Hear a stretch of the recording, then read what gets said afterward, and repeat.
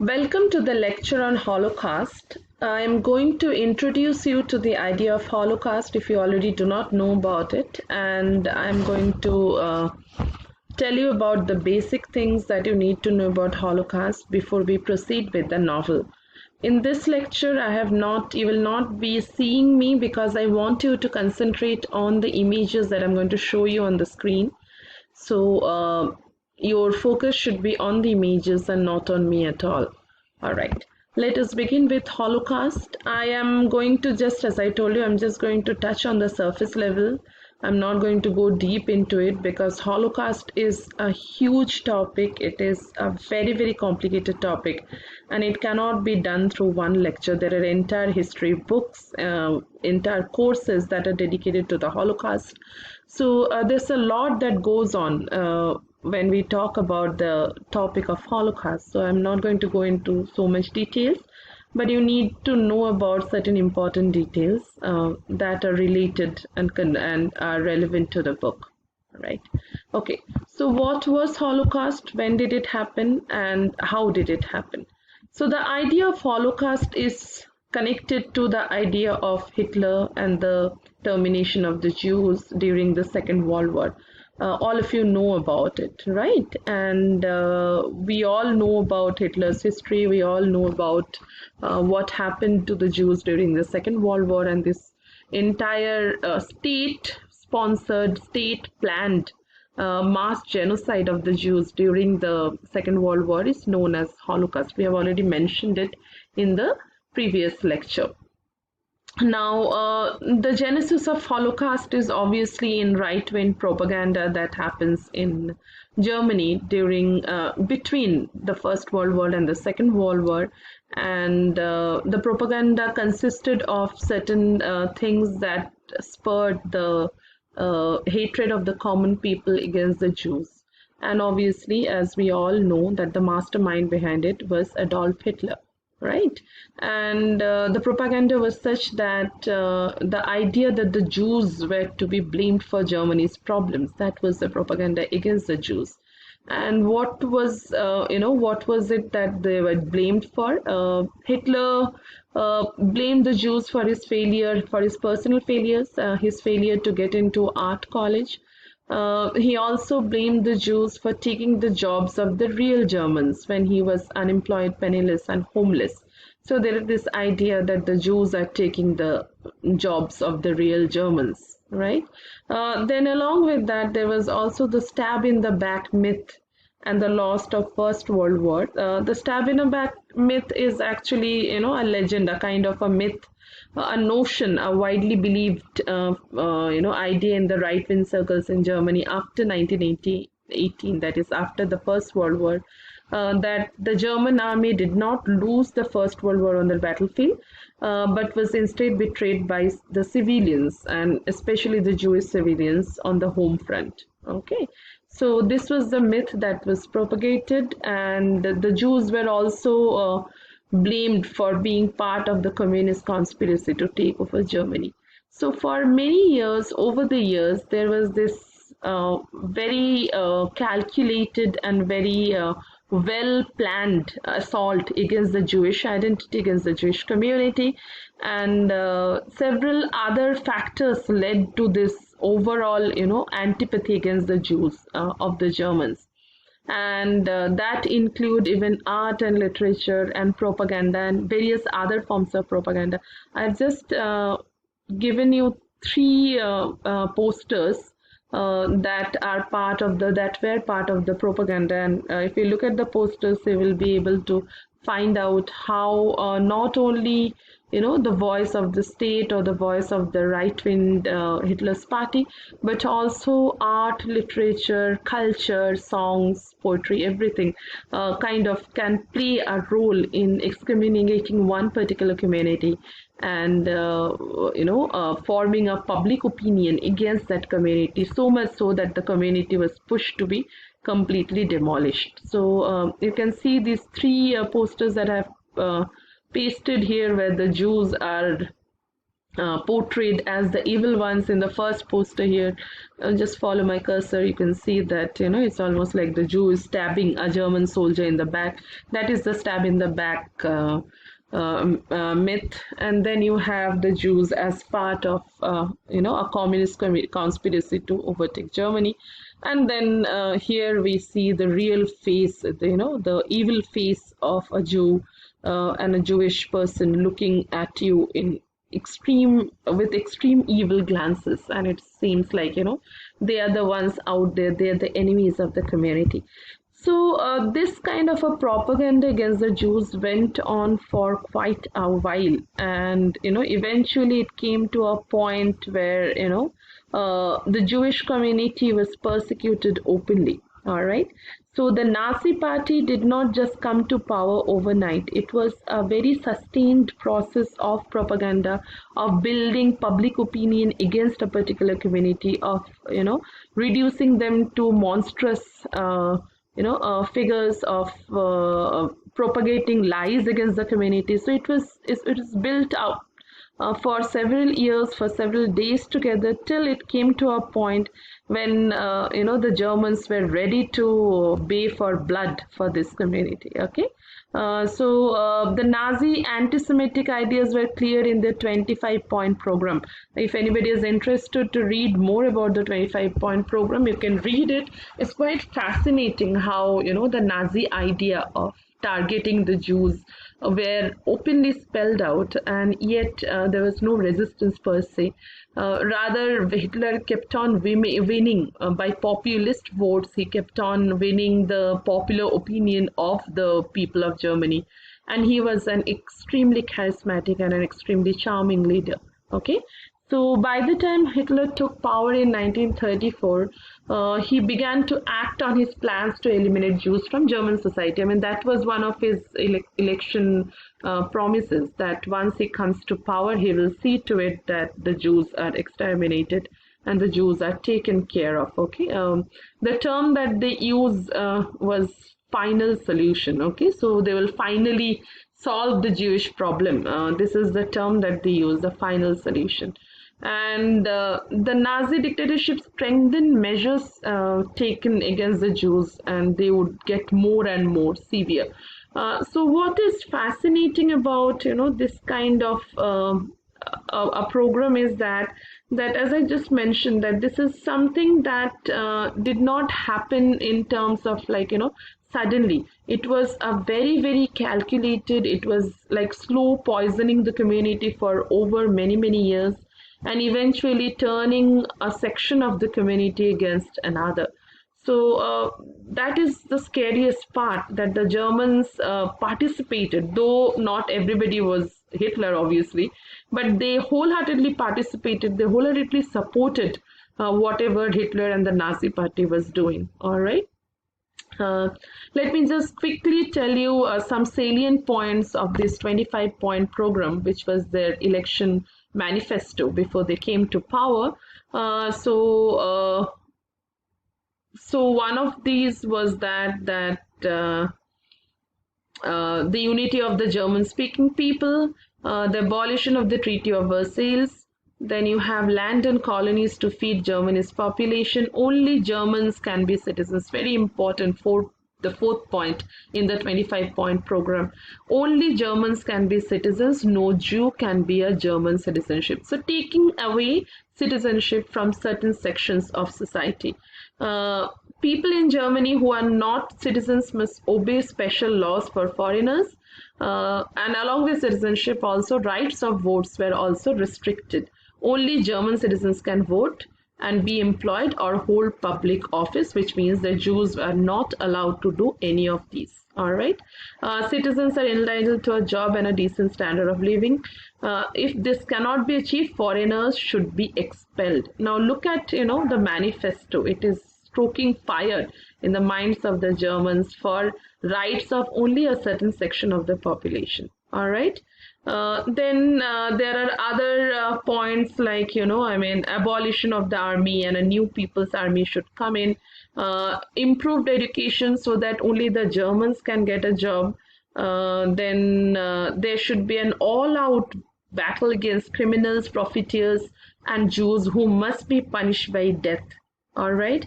And the 25th point of this 25-point program is that there should be a strong central government with unrestricted authority. So you can see that, how it was very, very well planned in terms of assuming power and in terms of, paving the way for the persecution of a certain community. All right.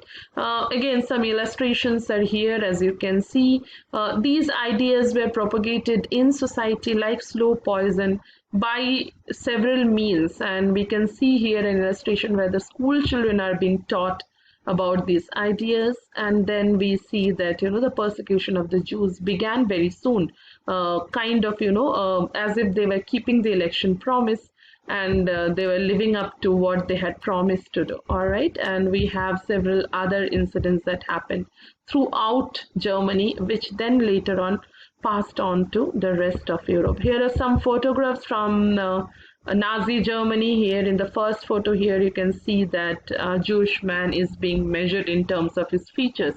They also proclaim the purity of the Aryan blood, and they say that only the purest of the pure, that is the Aryans, are the ones who are the true Germans.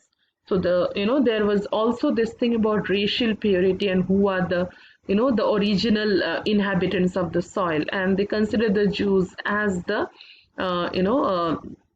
as the intruders, because according to the Bible, the Jews were not Germans, right?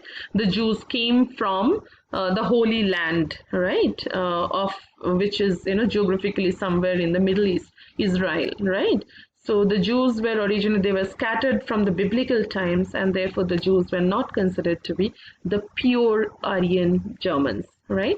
So that's where we can see in this photograph his features are being measured in terms of, measuring whether he is a pure German or not. Then there are other photographs of vandalization of Jewish property and Jewish shops. The night of the crystal, we'll talk about it. Kristallnacht is a very, very infamous incident that happened in Nazi Germany. We also see a photograph of women and children being paraded out of their houses, and obviously they landed in concentration camps, right? You can see nobody was spared. If you're a Jew, that's it, that spells your doom. So you can see how they are being paraded. There are innocent children in the group. You can see in the photograph here, absolutely young children. They look scared, they look uncertain, with their mothers and the women being paraded out of the building while the Nazi police look on. Okay. And then after that, you have the concentration camps where people were piled on before they were sent to the gas chambers. So absolutely inhuman conditions. Okay, they're just waiting for their death. They're waiting to die. And there were several concentration camps that were built all over Europe. All right. And then here again, you have a photograph of a young mother trying to escape with her child, and she's being shot at the back. So these are actual photographs. These are not like, things that are made up. These are not artistic representations. These are actual photographs of what actually happened in 20th century in Europe, and especially in Germany.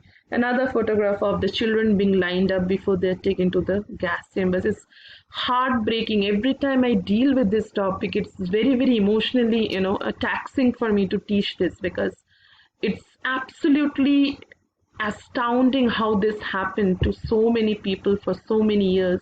Young children, men, women, old, young, everybody was exterminated. And then this is a picture of a mass grave where you can see the bodies. They have been starved. There's nothing left. They are just skeletons. And now they are all dead. They are just piled on each other. Okay, not even like humans. They're piled on each other, and they will be now put in a mass grave. So, this is part of Nazi Germany. This is part of our history, and this is part of what actually happened. All right. To come to more of propaganda and how, this gradual dissent against the Jews was built, I just mentioned that, through artwork, through culture, through a newspaper, everything played a very, very crucial role in creating this propaganda against the Jews. So here are some posters from the time. As you can see, the first poster depicts a Jew, very cruel, sitting here watching, counting his money. His hands are bloodstained, and he's sitting on a pile of human skulls, which depicts how cruel he is and how he has played a huge role in uh, exterminating so many people. So this is a Jew who's depicted like this. He's dressed as a rabbi, and this is the depiction. So obviously, I mean, if you have these kind of posters in public, the dissent or the anger against the Jews would always obviously be enhanced. Then you have other kinds of posters where you see that the Jew has been depicted as the as somebody who betrayed his country, and he's been blamed for that. Yes, I am the betrayer. That's what it says. All right. And then you have another depiction of the evil Jew. He is looking at you with very, very evil look, with a pointed nose, and he looks like devil incarnate, absolutely. And he looks like, I mean, he looks like an evil person outright. So these kind of propaganda posters were circulated in public, and for days together, this kind of, a negative propaganda against the Jews was built up by the party, by the government, by several other wings, like as I told you, the newspapers, the literature of the times, the writings of the times. So they all played a very important role in creating this image of the devilish Jew in public mind. And eventually, when laws were passed against the Jews and persecuting the Jews, obviously everybody supported it, and everybody came to take this group of people as the worst enemies of the nation. Okay, so in 1935, after becoming the undisputed leader of Germany, Hitler and the Nazi party immediately began to discriminate very openly against the Jews, and they started persecuting the Jewish population throughout Germany. And in 1935, the Nuremberg laws were passed, which were openly discriminating against the Jews. And there were several clauses in the laws there, but some of the important clauses that we find in the Nuremberg laws were such that a Jew was not allowed to marry a German. If a marriage of that sort had happened, then the marriage would not be considered as legal. So that was one of the clauses. Then it also ordered all Jews to be registered, and all Jews needed to wear a Star of David whenever in public, so that everybody would know that he or she is a Jew. So a public branding of a community, and a community that has been painted in such negative light, you can understand the impact of these laws and what it tried to do to the people. All right.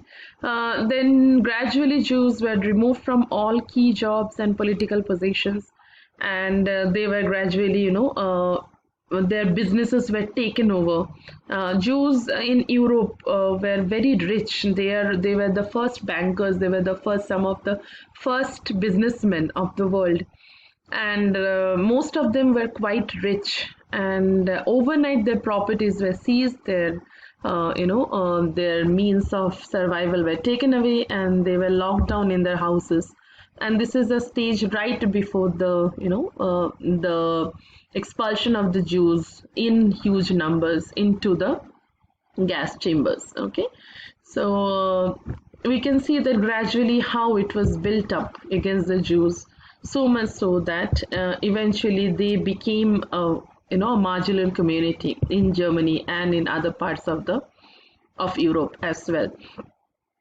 So we see in 1939, German death squads were made, all right, and they swept up after the German army, killing the racially impure. Okay, and who were the racially impure?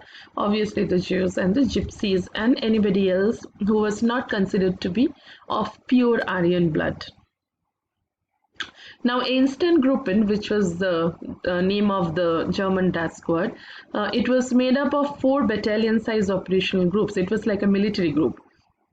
And many believe that this systematic killing of the Jews was the first step of the final solution. Now, when this was happening, as I told you, I mean, this outright blatant discrimination, this outright persecution of a particular community, which escalates into open killing of a particular community. When this was happening, such was the negative propaganda against the Jews that none of the Germans kind of, rose against it. Rather, Hitler became a very, very popular leader. And the Germans thought that once and for all, they'll get rid of all the Jews. Their country will be pure. The country will be rid of these, insect-like, pest-like Jews that are swarming around them. So that is why the term final solution. At first, shooting was the most common form of killing. So they would just pick up randomly people of Jewish origin and Jewish descent and take them. This is a photograph from an actual shooting. You can understand the brutality. There were people who are in the photograph. You can see that there are people who are standing in the background watching the killing with absolute, no attachment at all. There's no emotional turmoil. There's no, anything that is happening. They're standing like statues here watching the killing. And this photograph, there are 2 men from the Einsatzgruppen who are persecuting the Jew who's carrying out the killing. So initially this was the most common form of killing, but then comes Heinrich Himmler. If you are familiar with any part of the Holocaust history, you must have heard his name. Himmler was the most brutal and the most cold-blooded psychopathic murderer of the Nazi order. Okay, there are several stories about Himmler's brutality. You can read them on your own. So Himmler came and he said that these shootings were not working because it caused a lot of stress on the soldiers. Not only that, a lot of bullets were being wasted because of the shootings, and therefore he decided that a more efficient method of mass killing should be invented, and it was needed. So by 1941, Nazi Germany came up with mobile gas chambers that could be moved from one place to another to serve the needs. Or sometimes the trucks also doubled up as the gas chambers, and they pumped carbon monoxide from the truck's exhaust pipe, and they would be in masses, in masse, in large groups, hordes. They would not need separate bullets. They would not need to drag people to the killing squad. Loads and loads of men and women and children could be killed at one go if they use the gas chamber. So this is what the the Jewish Nazi order kind of came up with a very, very brilliant, ingenious plan of killing many Jews at a time. Holocaust has been widely photographed, and that is why we see the photographs of the Holocaust here, how different photographs depict the brutality, the sheer cruelty that happened against the Jews during that time. Okay, so you can see here again the young mother escaping with the child. She was trying to run away. She didn't want to stay in confinement, and obviously there's no escape for her. She's been killed with a bullet wound shot from the back. And then in the next photograph, you can see how this man is again, killed with bullet. So this was happening for quite some time. As I told you, around 12 years, this brutality went on. One more important event happened in November 1938. It's called as Kristallnacht, or the Night of the Crystal. Nacht in German means night, and Kristallnacht means the night of the broken glass. So what happened on this night is that there were attacks, open attacks on Jewish shops and businesses and synagogues in Germany in November 1938. And the reason that was cited was that the German diplomat was killed by a Polish Jew, okay, in retaliation. And then, as a retaliation of that violence, Joseph Goebbels, one of the other important members of the Nazi group, he encouraged violence, and it was an outright riot against the Jewish establishments. Okay, so men started attacking the Jews on 9th of November, and the police just stood by. They did not do anything. They did not stop the rioters. They did not. They in fact encouraged the rioters and kind of participated in demolishing all the Jewish establishments. So over 2 days and nights, around 1,000 synagogues. Synagogues are the Jewish place of worship, if you don't know that already. And almost 7,500 business places were burned and damaged. And around 91 Jews were killed openly, and around 30,000 Jewish males aged 16 to 60 were sent to the new concentration camps. All right. This event came to be known as Kristallnacht or Crystal Night or Night of the Broken Glass, and this name symbolized the final shattering of the Jewish existence in Germany. Okay. Again, some photographs, as you can see, families being evacuated, taken away, Jewish buildings burnt to ashes. Overnight, these houses were emptied. The synagogues, you can see the synagogue is set on fire, utter desecration of the Jewish identity, of the Jewish existence. You can see this photo especially is so disturbing. If you can see it here, there is this lady who's smiling and passing by as if, I mean, it's very fine. I mean, it's very absolutely normal. There's nothing abnormal about, Jewish shops being vandalized. The sheer nonchalance of the fellow Germans when this was happening to the Jews is something that we call as, and this is a term that you must have come across in psychology as well, the bystander effect. The idea that as long as it's not affecting me, I'm fine. And some way it serves them right. So when you are completely immune, when you're completely desensitized towards violence against another community, this is what your reaction would be when you come across a violent scene of utter demolition, of utter destruction, and you are least bothered, you are least affected, you are carrying on with your daily shows as usual, as if nothing has happened. Okay, it's a very disturbing photo to look at, to see how people behaved when things were happening to the Jews. By the time we reach 1939, the Second World War had begun. The Nazis had swept across many countries in Eastern Europe. So by 1939, the Nazis had gone beyond Germany, and they had occupied other parts of Eastern Europe with the same pattern, with the same template, right?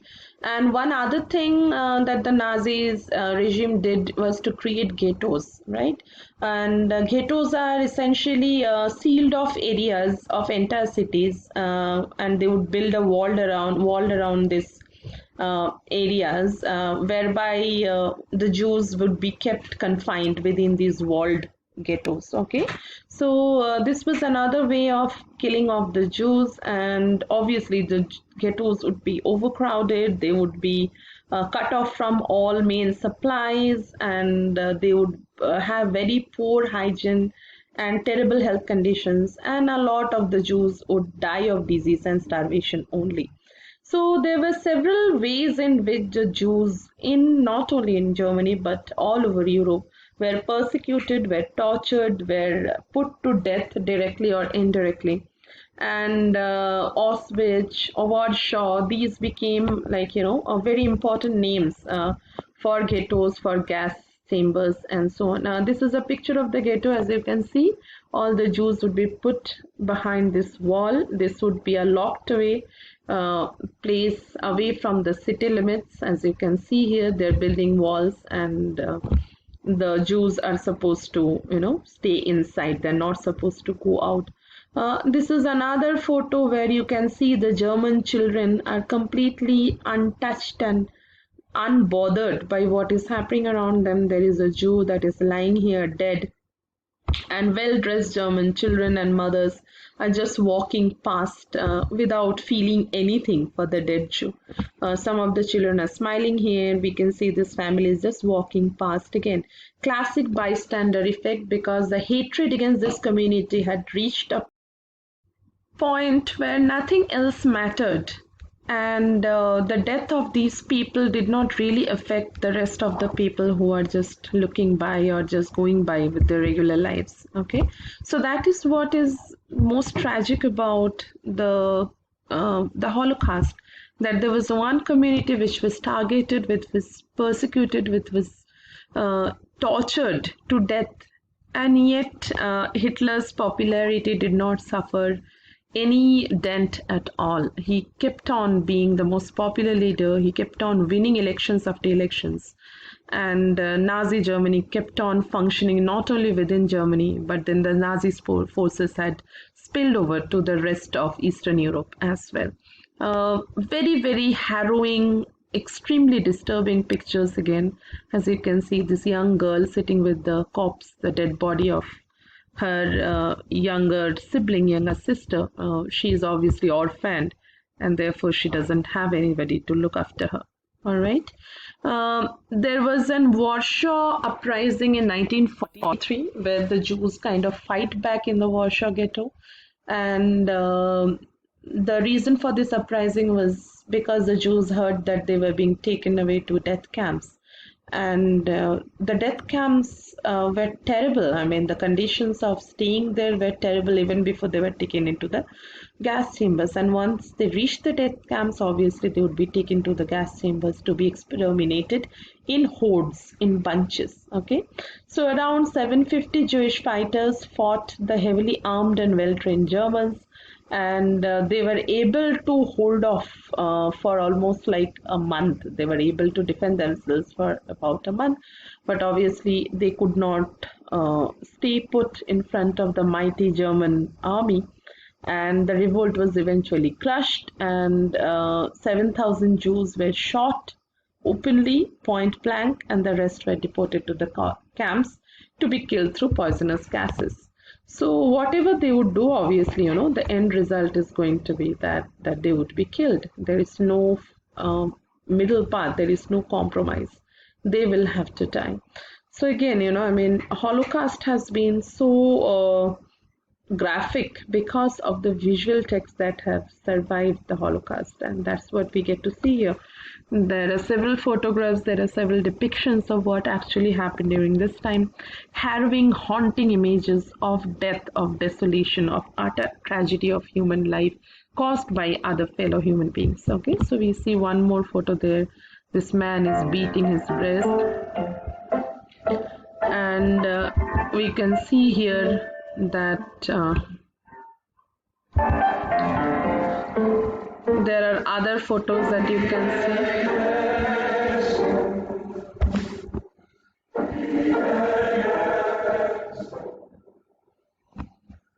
You can see several of the shoes and the caps of the victims strewn in the railway tracks as they were dragged to the gas chambers. Here they are getting stamped, they are getting, young and old alike. They're wearing the Star of David, as you can see. They are being boarded in the trains to be taken in hordes to the death camps. You can see so many of them, millions of them, boarding the trains to be taken to die. Okay, there are certain other poisonous things that were also administered in their food. Some other toxic chemicals that were administered in their food as well to kill them. And then you have the mass graves, which are harrowing sights to look at. Bodies piled on bodies that were reduced to skeletons. As you can see, they are already half dead from starvation, from extreme malnourishment, from terrible conditions of living. And then once they were gassed, they are all dead. They are all in a pile, and there are several mass graves that were found. Okay, and this was part of the final solution. Now, it was not, it's said that it was not Hitler's original plan to kill all the Jews in Europe, and the idea actually developed only after the start of the Second World War. So I mentioned Himmler, if you remember in the previous slides, and Himmler was very influential, and he is considered to be the cruelest and the most ruthless of all the Nazi that worked with Hitler. So in 1941, Hitler had tasked Himmler to take responsibility to physically eliminate any perceived threats to German rule from the Jews. And the final solution was to build new or develop existing concentration camps into killing centers, as they would call them. Jews and other minorities, I mentioned the other minorities as well, they were taken from all over Europe to be sent to these death camps by rail. So trains would be filled with these potential victims. They would be hoarded and taken by rail to be killed in the gas chambers. And there were two infamous killing centers. There's Auschwitz, that we all know about, and Treblinka, both in Poland. So if you go to Poland ever, they have the Holocaust Memorial Museum still there, and there are artifacts, shoes, things from the actual victims that were found after the war was over, and that include shoes of the newborns to young girls to dolls to other things. So they did not spare anybody, whether be it old or young or male or female or newborns or young children, toddlers. Everybody was killed. Everybody was killed. Okay. When they arrived, the old, weak, young, and sick would be sent straight to the showers. They would call them showers. The victims thought that they were getting showered for a new job, and the people will be taken care of. And people who were older, who were weaker, who were younger, who were sicker, who would not be able to give any labor, they would be sent for the shower and killed right away. And then eventually the stronger, healthier people who would be sent to work would also be killed, but then their labor would be utilized for some time, and then they would be killed in some way or the other. So the total death toll went up to almost 6 million, which included Jewish men, women, and children, and they were killed during the Holocaust. Can you imagine 6 million people killed simply because they were Jews, because of their religious and their ethnic identity? And the most common form of killing was in the gas chambers by poisoning through carbon monoxide, and this was something that that would kill hundreds of people at the same time. And the poison pellets, the Zyklon B, the infamous poison pellets, 1 or 2 pellets would be enough for a whole a room of people to be killed and exterminated. The final solution that took care of the Jewish situation, of the Jewish problem. Holocaust has been widely commemorated in history. There are several literatures, there are several books that deal with the Holocaust and that deal with the effects of the Holocaust, the harrowing experiences of the Holocaust. And there are several people who have written on the Holocaust, and it still remains one of the worst times of human history, where human beings killed hordes of fellow human beings without even an iota of any kind of guilt. Okay, there were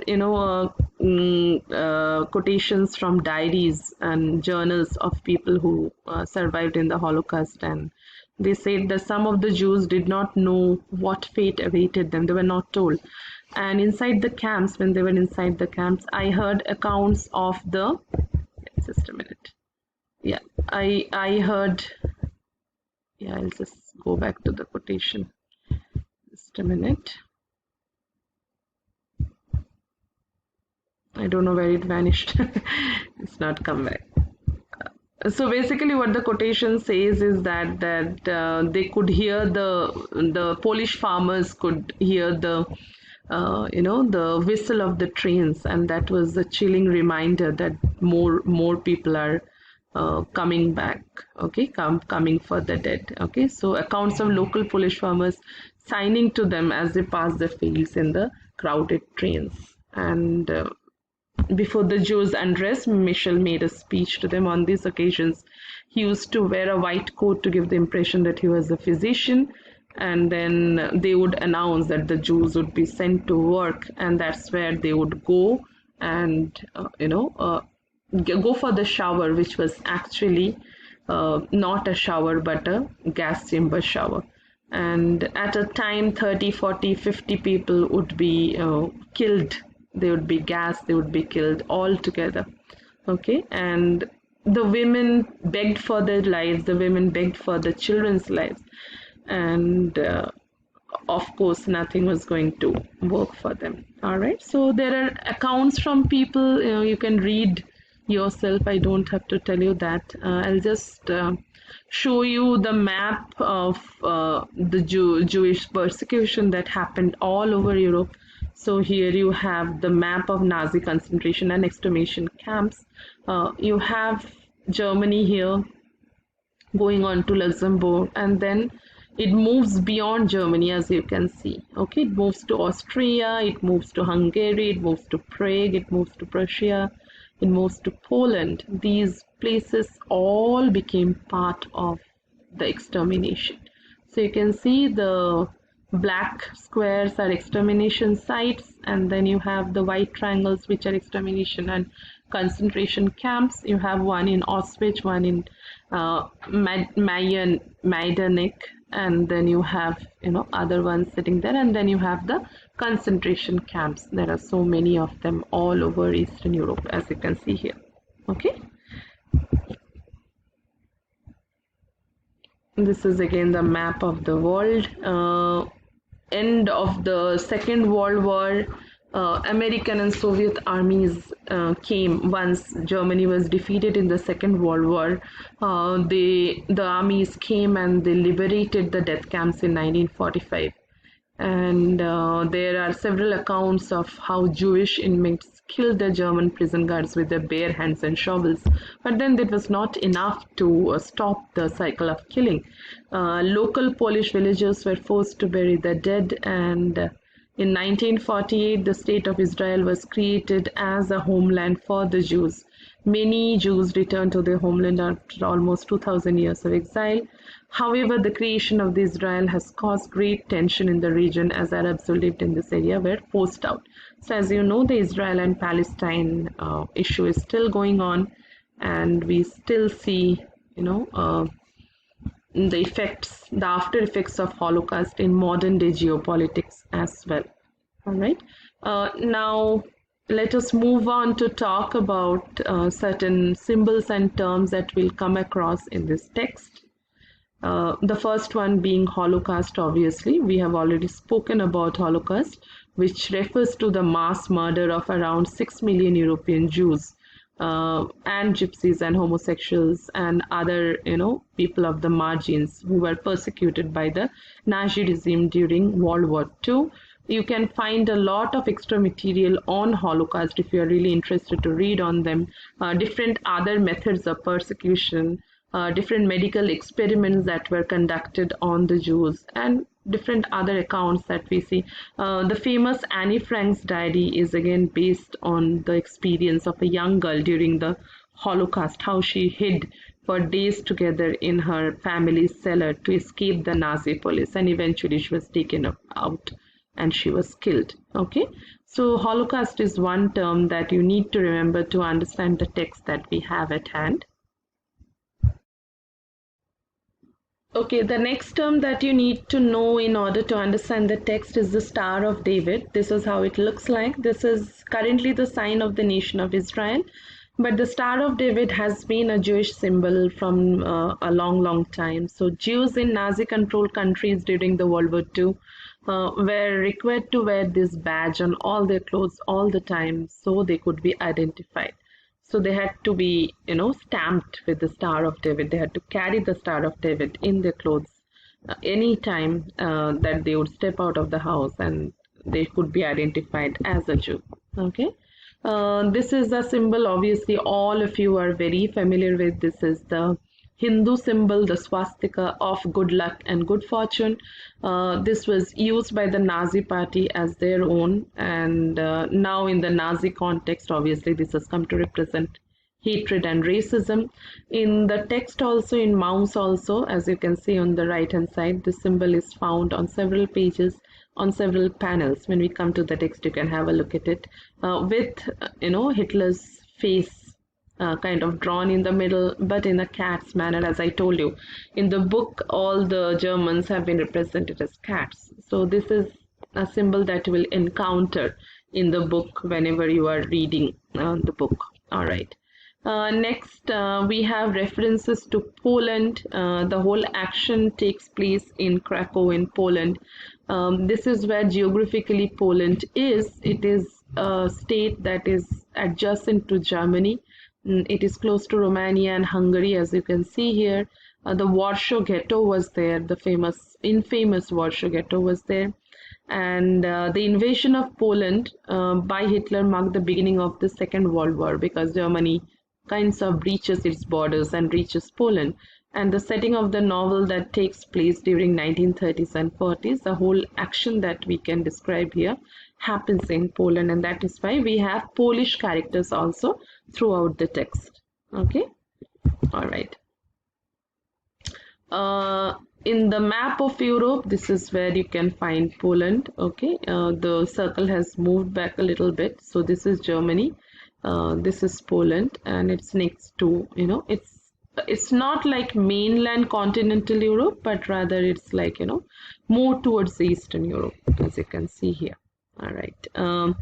This is how a ghetto looked like. In the book also there are references to the ghetto. Ghettos are neighborhoods that were set aside for the Jews to stay there. Walls were built around the ghettos, and the Jews were supposed to stay only within those walls, within those ghettos. Okay, so there were strict curfews that were enforced, and often families were separated when they were put in the ghettos. Barbed wire fences or walls protected the boundaries of the ghetto, and there were armed guards who made sure that nobody came in or left without permission. You can see pictures here. This is a picture of a ghetto. As you can see the walls here, you can see the fences here. It's almost like, separating the Jews from the rest of the Germans and keeping them aside like animals. Okay, this is an actual picture of concentration camps. This is how concentration camps look like. They were like prisons where people were sent to die, and most often they were starved, as you could see from the mass pile of mass killings, that most of these people were already starving. They were reduced to skeletons. Okay, so after being starved, they were tortured and worked to near death. Okay, some of the concentration camps used gas showers or ovens to kill their Jewish victims. Other prisoners were starved. Often they fell victim to diseases, or they would be asked to work so much that they would fall to death during the work. At Auschwitz alone, which was a very infamous concentration camp, more than 2 million people were murdered, and during the summer of 1941, in the peak of World War II, as many as 12,000 Jews were killed every single day. Let the numbers sink in you, because this was the impact, this was the scale, the massive scale at which the Jews were killed during the Second World War and the days leading up to that. Okay, in the book also you will see that the Auschwitz concentration camp, which is seen in the picture, is recreated as an element of the graphic novel in the book as well. You can see the same pattern being recreated. The same gate is what he has drawn. So Spiegelman has been very realistic about his portrayal of history.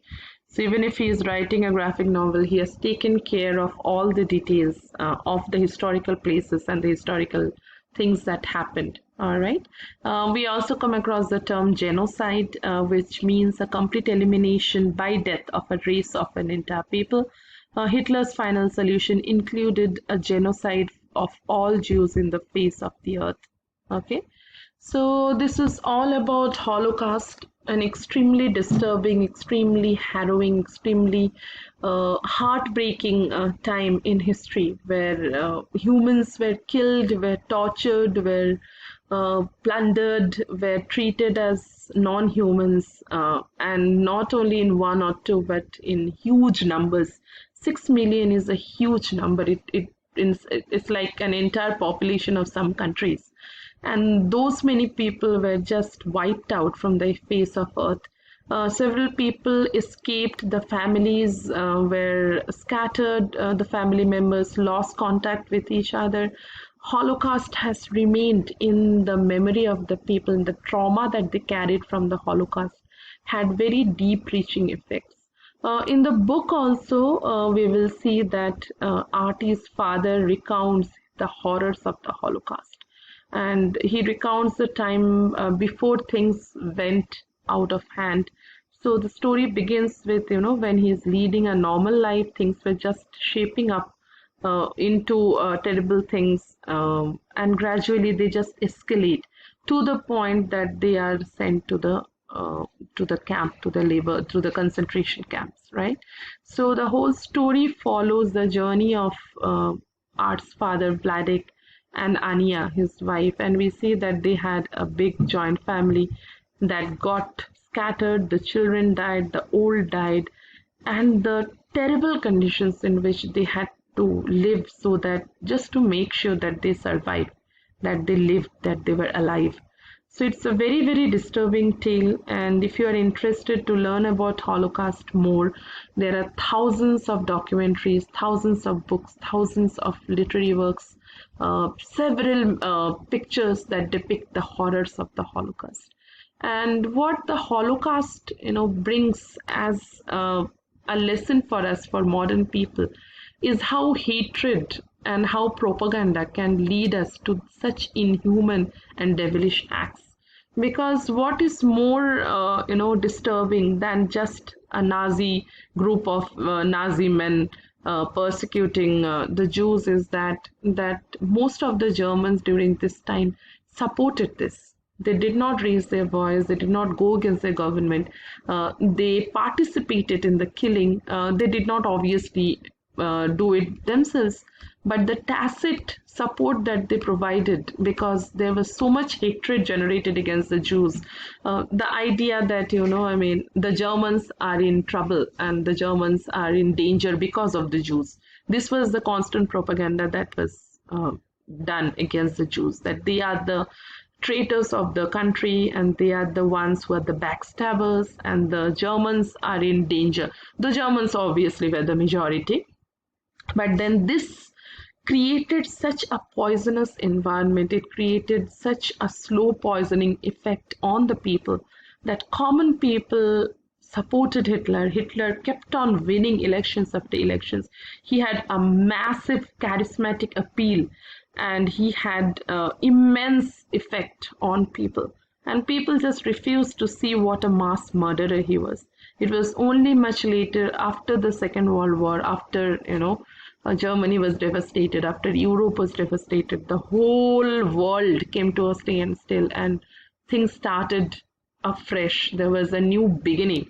That's when Germany could see the horrors of their past. And if you go to Germany or many of these places in Eastern Europe where the genocide and the Holocaust was carried on, you will see several Holocaust memorials memorizing and remembering the horrors that the community had gone through.